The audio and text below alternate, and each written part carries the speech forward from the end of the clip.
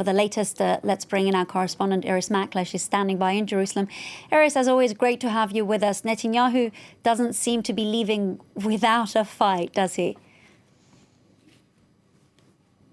No, he's fighting right to the end, and some people say right past the end. There are now three separate leaders of the Coalition for Change.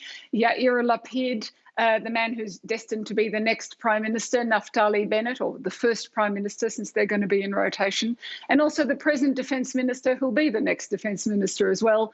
And they've said to Netanyahu, it's time to let go. Don't burn the house down.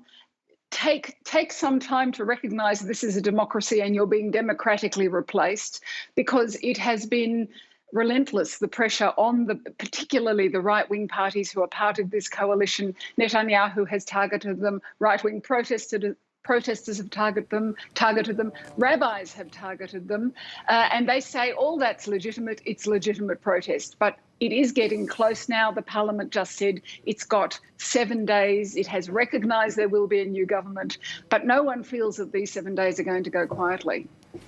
So not going quietly. In addition to that, Irris, there may be a threat of violence, right?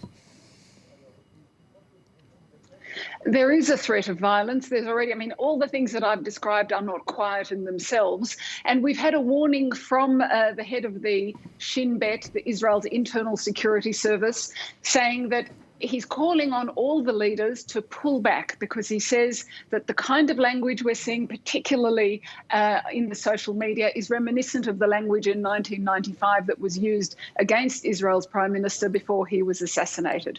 That's a very stark warning. Right-wing leaders have said this is targeting us. Netanyahu has said it's not fair, why are you targeting us? But in fact, it's targeting everyone. And I think what he is doing is calling for the flames to go down a bit, so that, in fact, it doesn't erupt and burn everyone down. Netanyahu doesn't take everyone with him, is what the left wing is saying, but what the intelligence people are saying is that Israel doesn't take itself down in changing this government.